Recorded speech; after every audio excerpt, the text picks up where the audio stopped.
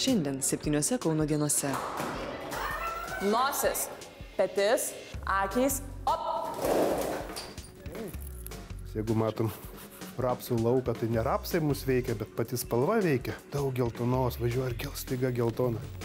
Tas paltas kaip tokia labai žmogiška tos mūsų nepriklausomybės dimencija. Tu gali jausti tos kūnus.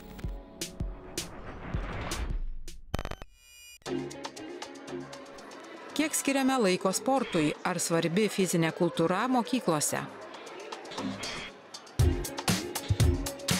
Jurgio Dobkevičiaus progimnazija laikas kūno kultūros pamokai. Šiandien ją ves dziudo trenerė Miglė Dudėnaitė, studijuojanti strateginę komunikaciją Kauno technologijos universitete. Pati Miglė sako, jog užaugo dziudo salėje, jos trenerė mama Lolita Dudėnienė. Pasak Miglės, būtent sportas išugdė atsakomybę ir discipliną. Kiekvienas gausit po kepurėlę. Kepurėlę gavę turėsit susirasti vietą, kur norit atsistoti, bet kur salėje, kad per ištestas rankas neliečiam draugo, gerai? Suprasta? Super. Kas gavot kepurėlę, galit jau stoti, kur norit, ir į priekį ir atgal galit paeiti, kas turit kepurėlę. Na ir aš kur nors atsistosiu čia, dabar atsisukit visi veidų į mane, kad matytumėt mane, aš rodysiu, ką darysim. O mes truputėlį pabėgam vietoj. Bėgam. Galim rankytės laikyti tiesiai ir stengtis su keliais pasiekti aukštai kelius. Šaunuoliai. Pasiruošiam? Dėmesio. Op! Prieš 6 metus Lietuva prisijungė prie pasaulinio aktyvių ir sveikų vaikų aljanso. Tai galimybė pasilyginti su kitomis beveik 60 pasaulio šalių, teigia Sveikatos universiteto specialistai. Rengia ataskaitas apie vaikų fizinį aktyvumą ir konstatavę, jog nusiritome į dugną. Ką renkasi mūsų kalbinti pradinukai po pamokų? Naršymą telefone ar... Po mokyklos krepšinį. Lankau buriavimą. Pramoginius ir beveik kiekvieną dieną. Po mokyklos aš kartais namuose sportuoju, atsilenkimus darau. Plaukimą ir krepšinį. Taip, sportuoju ir mokykloje šiuolaikinis, ir po mokyklos baletą, gimnastiką, dar vienas šiuolaikinis. Dar praėjusiais metais nacionalinė sporto agentūra atsižvelgė į specialistų rekomendacijas gerinti motorinius įgūdžius, koordinaciją, širdies darbą, taisyklingą laikyseną. Pirmieji šį projektą jungėsi Jonavos ar Kėdainių pradinukai, 5-9 metų vaikai. Kauniečiai taip pat stengiasi neatsilikti. Šiandien savivaldybės duomenimis 32 Kauno mokyklose su pradinukais dirba įvairių sporto šakų treneriai iš Gajos sporto mokyklos. Šį kartą mokytoja Lietuvos dziudo čempionė ir tarptautinių varžybų nugalėtoja. Šiaip kiekvienas vaikas yra labai skirtingas ir net šiame projekte, kai mes keliaujam iš klasės į klasę arba iš skirtingų įstaigų, yra labai didelis skirtumas vaikų santykyje su fiziniu aktyvumu ir su sportu. Yra tokių atvejų, kai galbūt sportas tarnauja kaip įrankis išmokti disciplinos, išmokti tikslų siekimo ir atėjęs vaikas, tik pradėjęs sportuoti tam tikrą sporto šaką, iš tikrųjų visai neturi galbūt dar tų įgūdžių ir tu matai, kad per metus, per 2 jisai išugdo tikrai labai didelę discipliną ir užsibrėžia tam tikrus tikslus, nebūtinai su sportu susijusius, bet tu pradedi matyti, kad vaiko pažymiai mokykloje gerėja. Tėvai pradeda džiaugtis, kad jis ten lovą ryte pasikloja, nes tu bandai per sportą jam įskiepyti, kad ne tik svarbu treniruotėje atlikti maksimaliai viską, kaip tu gali geriausiai, bet kaip sportininkas tu turi visur turbūt užsibrėžti ir siekti tuos tikslus. Geltona!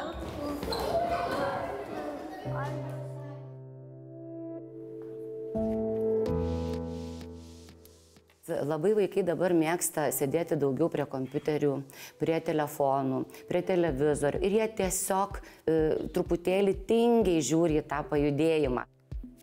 Pasak mokyklos pradinių klasių mokytojos Vilmos Kanclerienės, visas mokytojų kolektyvas labai sportiškas. Mokytojai plaukiojo kanojomis, užsiminėjo joga, žaidžia tinklinį. Aš buvau lengvaatletė ir man sportas yra viskas. Aš ir orientacininkė, ir krepšininkė, ir aukštininkė. Ir man, kai dabar pasako, kad nesportuoja vaikai, aš to nesuprantu, nes mano vaikai, anūkai taip pat sportuoja. 10. Šaunuoliai. Gerai, dabar kepurytę pasidedam priešai save ir judėsim. Iš dziudo yra turbūt tik trupinėlis, kas atkeliauja. Tai čia ir vaikams galbūt įdomiau, kaip kiekvieną kartą kartais pasikeičiamės, ateina į tą pačią klasę arba į darželio grupę kitas treneris, galbūt iš beisbolo ar iš regbio ir truputėlį savo stiliaus atneša. Bet iš tikrųjų tai daugiau stengiamės bendruosius judomosius gebėjimus vaikų ugdyti. Tai yra greitumas, reakcija, skiriam įvairias estafetės ir iš tikrųjų ruošiam juos tam tikrom žaidynėm, kurie galės vieni su kitais rungtyniauti. Ir čia daugiau reikės tikrai ne dziudo, ne beisbolo, ne regbio, o reikės bendrųjų gebėjimų. Pasak mokyklos direktorės, svarbu mokykloje vaikus išmokyti ne tik rašyti ar skaičiuoti. Fizinis aktyvumas turi tapti įpročiu.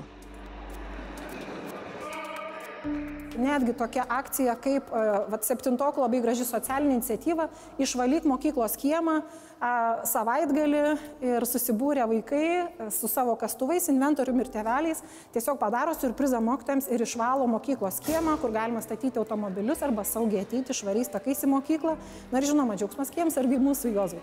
Tai daug tokių dalykų, kas natūraliai įvyksta ir džiaugsmo, ir nusivylimą. Pavyzdžiui, sportas tai duoda ką? Ir varžybų džiaugsmą, ir tų pasirungimo kažkokį nusivylimą, kai nelaimi, bet tai yra irgi plotmė paskui kalbėtis, auklėjamieji dalykai. Tai visų pirma, šeimoje turėtų prasidėti tėvų pats pavyzdžio rodymas ir skatinimas būti fiziškai aktyviem. Galbūt galima laisvalaikį susiplanuoti ne kino filmų, o galbūt kažkokių žygių. Arba tų galimybių, kaip dabar fiziškai aktyviam būti laisvalaikiu, yra beprotiškai daug ir jos yra net ir nemokamos dažnai, arba tiesiog gali pats jas susigalvoti. O švietimo įstaigose, tai tikrai turėjom tokių įstaigų, kur galbūt vadovybė, direktoriai sako, kad mums reikia šokio, o ne sporto, tam, kad mes galėtumėm parodyti kažką tėveliam per šventę. Toks požiūris. Nosis! Nacionalinėme fizinio aktyvumo projekte dalyvauja ne tik pradinukai, bet ir darželinukai. Pasak Sveikatos mokslų universiteto specialistų, Lietuvoje palengva didėja suaugusių žmonių fizinis aktyvumas. Prieš 5 metus buvęs prie lūzerių pakilo iki vidutiniokų.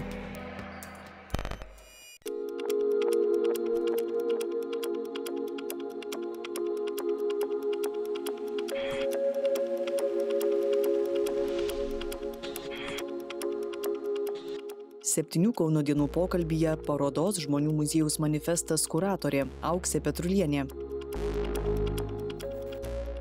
Kauno istoriniai fabrikai ir juose dirbusių istorijos. Kuriate naują muziejaus koncepciją. Ar neslaukėt skeptikų? Dar vienas muziejus. Iš tikrųjų, aš ką supratau ten su tais fabrikais, bet dirbdama ir bežiūrėdama į jų produkciją ir nenutrūkstamą kabinbą, aš supratau, kad muziejus irgi yra fabrikas, atminties toksai. Ir aš galvoju, kad tikrai neabejotinai ta muziejų produkcija, tas audinys atminties, kurį jie produkuoja su kiekviena paroda, 100 metrų, kasdien, nenutrūkstamai, jis gali būti labai įvairus. Ir tos įvairovės, man atrodo, kad trūksta. Mes per savo didžiosios pramonės parodų ciklą tai spėjome tik tai patį didžiausią fabriką patyrinėti ir patį mažiausią, 2. Bet manau, to užteko, kad mes suprastume viso to dalyko svarbą. Tai mes tyrinėjome drobę nuo pat jos prieškario iki pat tamsių privatizacijos istorijų ir nuotykių. Ir mes mažutį Kaspino fabriką, kurio taip pat pradžioje buvo prieškariu ir kuris paskui garsėjo labai įdomiom inovacijom ir tokių lietuviškų high-tech, sakyčiau. Kai mes atidarėm parodą, paskambino žmogus iš Silvos ir sako, oi, kaip, mes nesam įtraukti ir nebusim įtraukti į šitą muziejų. Kas yra laimė, kad mes tiesiog iškeliam tą vėliavą, ar ne, Žmonių muziejaus manifestą ir žmonės randasi. Kokia bus naujo muziejaus pagrindinė mintis? Kokie eksponatai ir lankytojai? Tai yra paprasčiausi atsakymai į 2 klausimus. Kodėl reikia išsaugoti pramonės atmintį ir kaip reikia tai padaryti? Tai jeigu mūsų bus tas stiprus kodėl, tai kaip irgi labai lengvai gausis. Tai iš tikrųjų mūsų sugauti tą staigiai nykstančią industrinės bendruomenės pasakojimus, jie yra tokie dvipusiai, grotestiški, kalbant apie tą laikotarpį, bet yra ir nuostabių patriotizmo apraiškų. Tai eksponatai mūsų jau dabar parodoje galima pamatyti, aišku, kelis tik tai kertinius, kiek mums buvo įmanoma išeksponuoti mažoje erdvėje. Tai bet turime tokių labai įdomių su prieškariu susijusių eksponatų. Kaune išlikusių Vytauto didžiojo karo muziejus, tarkim, saugo Tilmansų produkcijos emaliuotus puodelius, tarkim. Tai juos turbūt pirmą kartą galima pamatyti parodoje. Jie nesulaukia niekada dėmesio, nors ten ypatinga Tilmansų mėlyna emalė, kurią galima atpažinti. Tai pradedant tuo ir baigiant, žinoma, sakykime, dabar parodoje mes eksponuojam Laisvės paltą. Tai yra toksai mūsų radinys visiškai naujas. Tai yra Vilniaus modelių namų paltas, kur dar rusiškai užrašyta ypatingai madingas gaminys. Ir kai mes pažiūrėjome etiketę, tai buvo 1990 vasaris. Tai labai toksai jaudinantis dalykas, nes dar žingsnis ir jau buvo nepriklausomybė, tai tas paltas kaip tokia labai žmogiška tos mūsų nepriklausomybės dimencija. Tu gali jausti tos kūnus, tą svorį, litekso audinio ar ne, tą atspalvį ypatingą.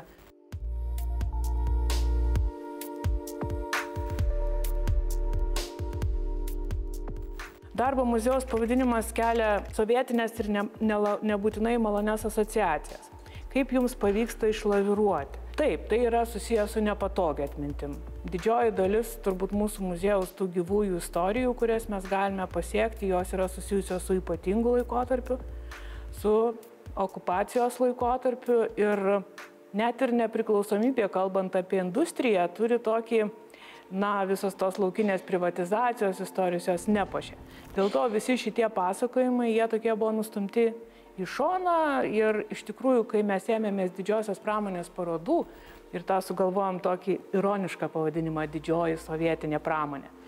Tai mano kaip kuratorės, aš dabar skaitau ir iš tikrųjų stebiuosi, koksai buvo nueitas kelias, nes mano buvo aiškiai įsikeltas ir visose anotacijose labai papiktinės lankytojus toksai pasakymas, kad dabar tyrinėdami šitą didžiąją pramonę, mes užšiuopsim tą sovietmečio krešulį ir žinosim, kas mūsų kūnų dar vis keliauja.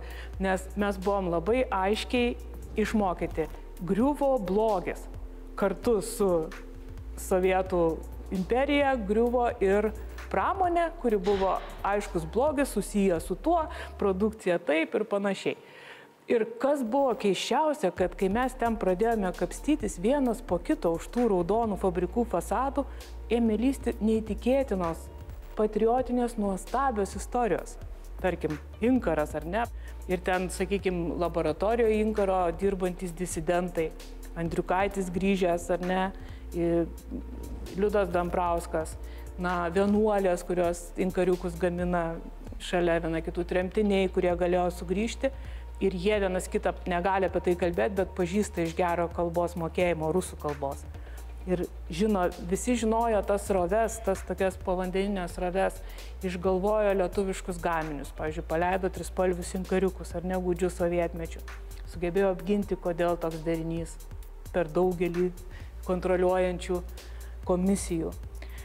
Radio gamykla, kuri turėjo gaminti vien tik tai vienintelius kanalų perjungėjus visiems tarybiniams televizoriams. Tas jiems sekėsi puikiai, jie buvo turtinga gamykla, bet jiems to neužteko.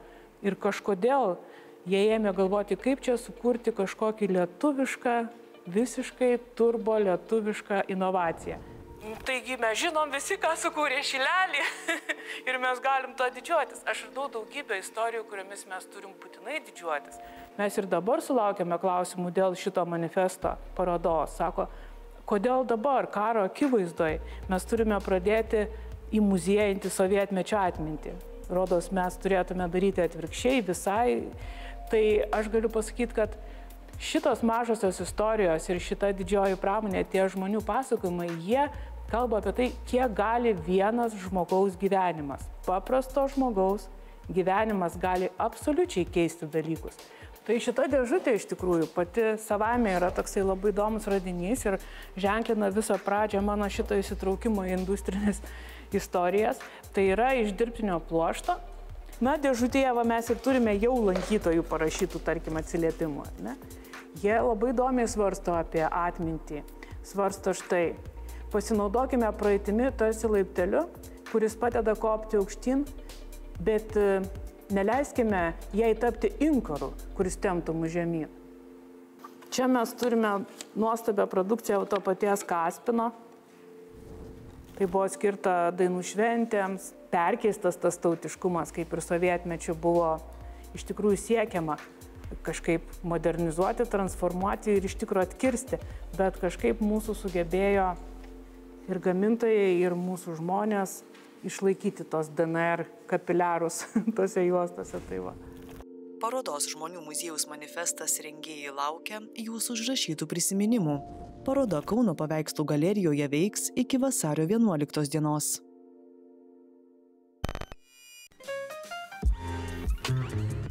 Abstrakcijos, sušaudyti medžiai ir spalvų simfonija. Šiandien apsilankykime kauniečio tapytojo dailės pedagogo Gintauto Vaičio studijoje. Šitas namas yra skulptoriams statytas. Ir čia langai ir visi praėjimai, išėjimai, specialiai buvo galvota apie skulptorius. Tai ką, galima apžiūrėti, pasižiūrėti, kiek ten tos autentikos yra išlikę iš seniau ir ką aš ten naujo darau. Va, ir dirbtuviai. Gersit kavos? Negi, arbatą? Menininko ženklas jau legenda tapusios įvairiaspalvės megztos kepurės. Turėjau ilgus plaukus. Ir nusikirpau, ir paskui man taip tuščia pasidarė be plaukų, ir galvoju, man reikia kažko, tai aš jaučiau, kaip man kažkas išgaruoja iš galvos. Ir kepurė tai buvo man tas toksai dangtis, kuris neleidžia man išgaruoti iš mano galvos kažkokia tai energija, jinai lieka mano viduje, ta energija, ir tiesiog aš gerai jaučiuosi. Mano sveikata pasitaisė, net fiziškai jaučiu, kaip aš geriau jaučiuosi su kepurė. Tai va, viena kava padaryta, prašom. Prasidėjęs Rusijos karas prieš Ukrainą supurtė bene kiekvieną. Kaip karo žiaurumas paveikė dailininko tapomas abstrakcijas. Tai tuo metu aš stipriai remontavau savo gyvenamą namą ir ta nežinia, ir lėktuvai čia skrenda, mes girdim, čia aerodromas netoli ir galvom, ar čia jau karas, ar čia pas mus gal jau kažkas prasideda. Nu, tokios baimės buvo. Tai labai pergyvenam dėl tų įvykių ir dėl draugų, kurie tenais rašėm laiškus, kaip ten Kyjive, nes Kyjive turim daug pažįstamų irgi dailininkų. Tai labai norėjusi įmaišyti į tą dažų sluoksnį vaizdų iš... Nu, čia yra ir iš Bučos, ir mano draugas fotografas Ričardas Grigas, jis ten važinėjo ir darė ten tokias kelias parodas su fotografija iš Ukrainos. Tai tas nuotraukas nusiuntėm tiem žmonėms, čia yra ukrainiečiai, tai jie labai džiaugiasi, kad mes juos irgi prisimenam. Sprogimą ar kokį čia tokį nerimą kelinti. Nu, tokia emocija, norėjusi padaryti kažką su karu. Kas yra kūryba? Tai yra kažkokių tai emocijų, išgyvenimų ar vaizdų materializavimas. Ir jeigu mano viduje jie kažkur tai kunkuliuoja, kai aš juos materializuoju, tada man lengviau išgyventi tą emociją. Mes jeigu matom rapsų lauką, tai ne rapsai mus veikia, bet pati spalva veikia. Daug geltonos, važiuoja ir staiga geltona. Tos spalvos atsiranda galbūt iš vidinio poreikio, norisi man čia neraudonos ir viskas, tarkim. Tuometėje Kauno Naujalio meno mokykloje Gintautas Vaičys mokėsi pas portretistą Mečislovą Ostrauską. Dar kartą portretai sugrįžo per pandemiją, kai visiems trūko bendravimo. Pandemijos metu pas mane atsirado portretų serijos. Kažką nustebinau, kad abstrakcionistas gali ir portretą padaryti, bet tai čia yra mokykla. Mokykla, portretas tai yra mokykla, yra išmokti dalykai, kai esi profesionalas, tik tai tiek, kad reikia dar įgūdžių, kad reikia išlaisvinti ranką ir žiūrėti. paskui jau mėgautis. Iš tikrųjų, kaip mano mokytojas sakydavo, Ostrauskas sakydavo, tai reikia mėgautis, žaisti. Ir kai išgyveni tą dalyką, tada kiti žmonės irgi mato tą harmoniją, kurią aš išgyvenu. Bandysim čia truputį palipti aukščiau. Nežinau, kokie čia ištrauksiu portretą, jie čia supakuoti yra. Kažkokius tai portretus čia ištrauksiu parodyti.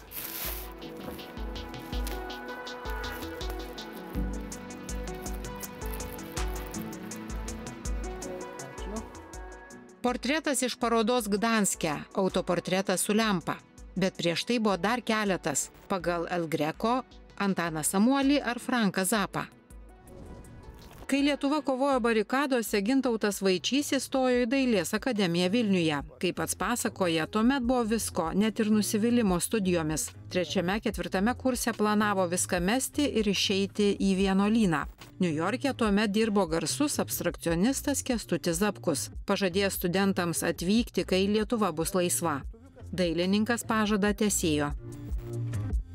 Tai buvo mano toksai gyvenimo lūžis, susitikus profesorių Kęstutį Zapkų, nes man atrodė, kad aš jau akademiniam tam moksle jau buvau išėjęs ir man atrodė, kad aš jau čia naujo tokio sužinosiu ir iš atvažiausiu visų vakarų pasaulio. Dabartis yra internetas, bet tuo metu visas bagažas iš uždaros sienos, kur mums buvo draudžiama žinot, matyt, buvo kritikuojama tas menas, tai tarkim noras pažinti tą meną, koks jisai yra vakaruose. Ir tas atvėrė naujus pasaulius ir tie pasauliai tiesiog įtraukė į savo gyvenimą. Karantiną menininkas iki šiol prisimena kaip slogų laiką. Kita vertus, niekada tiek nebendravo su savo šeima. Tai mane uždarė į 14 dienų. Kirtau sieną ir žinau, kad yra toks įstatymas kirtų sieną Lenkijoje būnant.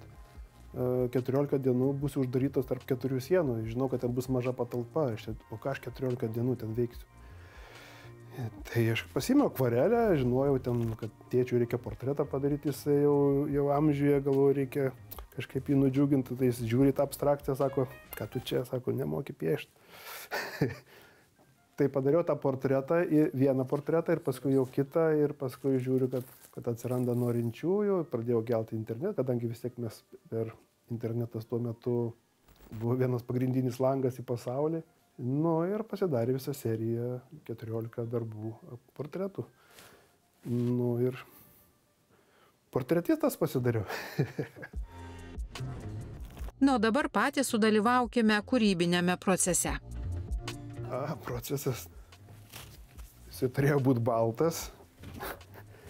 Ir jisai pavirto raudonu. Bet aš dabar ties galvoju, arba dar raudoniau ir, aišku, kompozicija iš esmės jinai išliks pakankamai karšta. Kažkada galvojau, kam tokie teptukai reikalingi, pasirodo, kiekvienas turi specifiką ir nori storiau tepti, nori plačiau, nori ten, kad ilgesnis potepis būtų, kad būtų riebesnis potepis, tai čia reikia jau viską išsibandyti. Mes dabar čia tokį turim palečių rinkinuką, vanduo ir mėlynos spalva. Taip. Nu, akrilas nėra lengva technika, aš visuomet dirbdavau su aliejiniais arba eksperimentuodamas su aliejinė technika, bet kadangi pasidariau šiek tiek alergiškas, tai teko keisti į akrilą ir prisiauginti akrilą. Ir kita technika, kitos galimybės.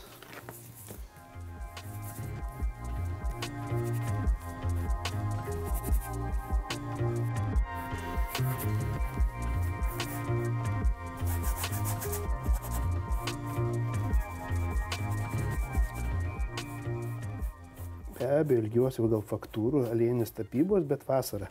Vasarą laukia, tai tada galima grįžti ir prie aliejinės tapybos. Kiek to saugumo.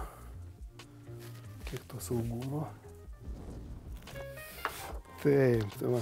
Tai žodžiu, čia šių metų mano eskizų knyga sušaudyti medžiai. Tai tokie, tai kai žiūri tos vaizdus Ukrainoje, sušaudytų tų medžių, ten kur vyksta kovos, tai kyla visokios mintis, kažką tai galbūt su tais medžiais padaryti, ar juos įmontuoti, ar juos perpiešti.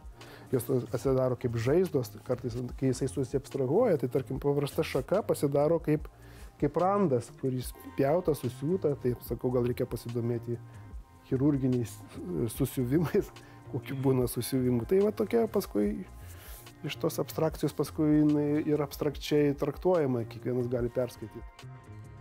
Gintauto Vaičio sušaudyti medžiai vėl mums primena Ukrainą. Šiandien mūsų pareiga padėti kariaujantiems Ukrainoje. Saugus Ukrainos karys, saugi Lietuva. Akcija Radarom. Skambinkite telefonu 1485, auka 5 eurai, arba internetinėme puslapyje radarom.lt.